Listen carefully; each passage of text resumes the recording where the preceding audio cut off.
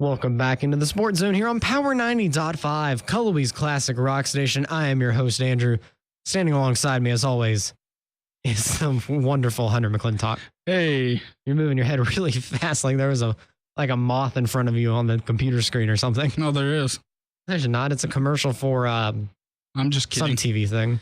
Anyway, well, keeping with, the NFL draft, Warren Sapp has made a bold statement about possibly soon to be number one overall draft pick, Myles Garrett. Why don't you tell us more about that? Well, I'm very much glad that we spent the whole last segment kind of hyping up Garrett for a good portion of it. Yep. Warren Sapp Sunday said about Garrett, I don't see it from this kid. I see the splash plays. Everybody gets those. Where's the game he took over? Where? Any defensive lineman who's the number one pick, you turn up and you say, there it is. This kid, no, I don't. I'm a pretty plain and frank guy, and I watch the tape and he disappears. I watch the tape and he absolutely disappears. This could be the first number one overall pick that the Cleveland Browns use on a defensive player since Courtney Brown, defensive end out of Penn State, who went in the 2000 NFL draft. Sapp said, I don't think this kid is as good as Courtney Brown either. Myles Garrett has been getting a little bit of flack in the media for being a guy who's kind of sensitive. Yeah. A guy who's, he denied an interview because the guy who was going to give the interview previously had said something critiquing him in a negative way.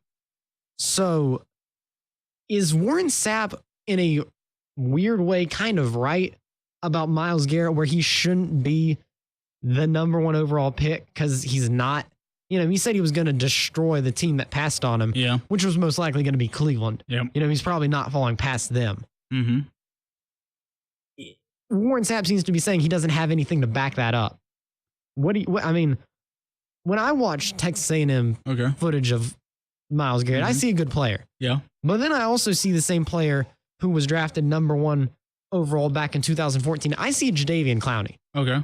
And my review of Jadeveon Clowney wasn't the most positive either. No. It was that this is a guy who we know of because of the bowl game against Michigan where he absolutely blasted the running back and caused a fumble, recovered it with one hand. Yeah. Outside of last year's Pro Bowl. Yeah. Which, let's be real, he kind of only really got to it because of J.J. Watt's injury. Yeah. Early on. So he probably would not have had those numbers if Watt was not out for the whole season, basically. Mm-hmm. He's not been worthy of a number one overall pick. He's had injuries. Yeah. He's just not performed as well as a number one overall pick should when he's on the field. And I don't think that last season excuses him from that criticism. You look at their college numbers, Clowney's and Garrett's, very similar. Okay. Garrett has 7 more sacks, 12 more tackles, and 2 less forced fumbles than Clowney. Okay. Guys basically are the same. Clowney's an inch taller at 6'6", 274 pounds. Garrett's 6'5", 262. Mm-hmm. They're basically the same player. Yeah. So if you're going to get a slightly better Jadeveon Clowney, is he worthy of the number one overall pick? Is there really a better option in this draft other than Myles Garrett? For number one overall? Yeah, shouldn't be Mitch Trubisky. We basically said that. It shouldn't be Trubisky. I don't think a running back like Fournette would be. And even because we're really looking at not even now. taking for, I know I put Fournette in my top 5, but is Fournette even the best running back in the league? Well, I like McCaffrey, but I like McCaffrey that's too. because of what he can do as a running back, a receiver, a returner. Mm-hmm. He's multidimensional. He's like a Darren Sproles. Yeah.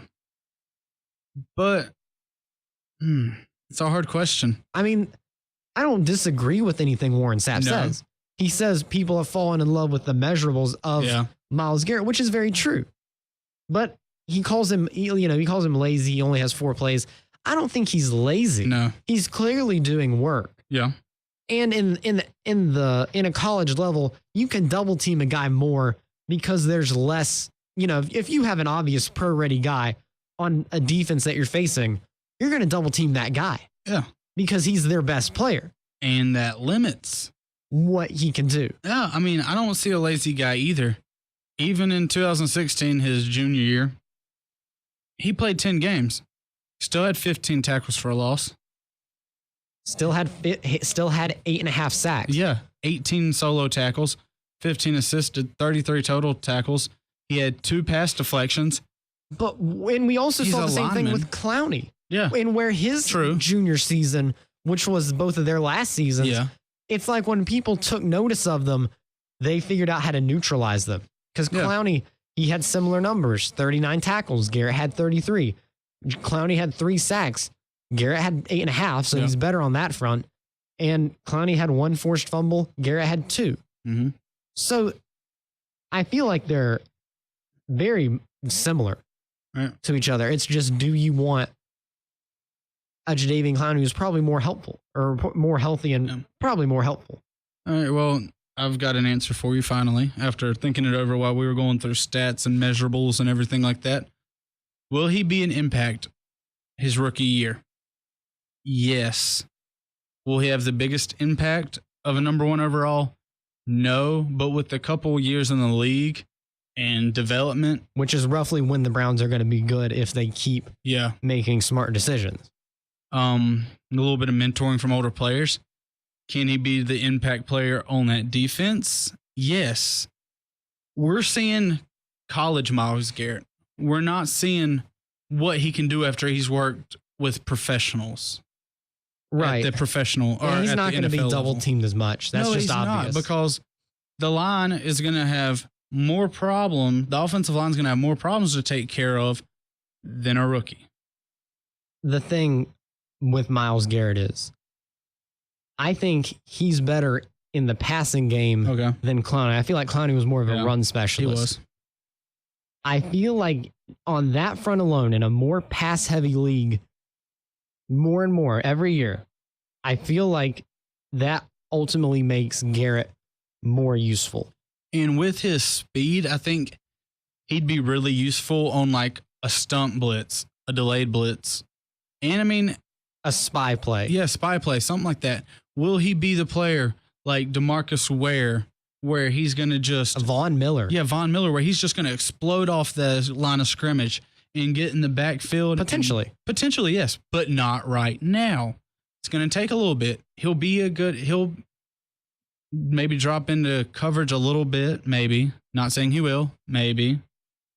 Could he be converted over? He could be, realistically, linebacker. He could be a defensive end, and that's kind of why guy. I know you might think I'm crazy by saying he might be able to drop back in coverage, but he could be a linebacker. And that's the thing with the defensive linemen and linebackers, they're getting bigger and faster. Yeah. You know, Luke Kuechly can keep up with a lot of receivers. He keeps up with pretty much anybody. And I feel like that's just how it's going to be more and more. Garrett's very similar.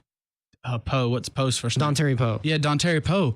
He's a big big dude. He's a big defensive lineman. I like that signing by Atlanta. But look how fast he is. He gets after it. Myles Garrett, smaller, probably around smaller waist size. Yeah, yes. He's a giant dude. He's a big man. He's probably smaller in the waistline, like you said, but he's probably arguably got the same speed. I don't see why it doesn't work. I'm not saying Warren Sapp's wrong. I'm not saying he is either. He could be very so right. Yeah.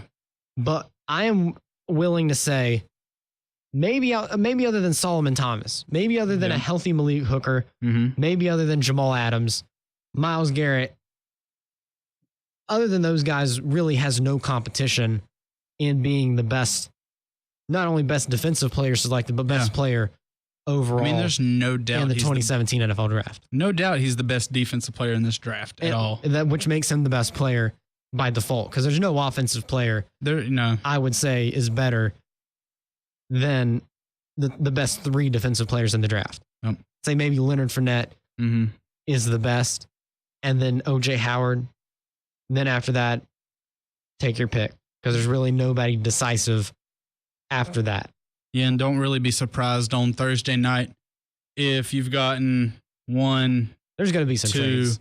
3, 4 picks before you might see an offensive player come off the board. It'll be a while, unless teams are really desperate, before an offensive lineman is taken off the board, because it is a really weak class for those guys. It's a good thing Dallas built theirs up before this year. Yeah, it's a good thing they got everything they really needed except playoff support. Now they need to go after defense, so Aaron Rodgers won't run all over him with 35 seconds left.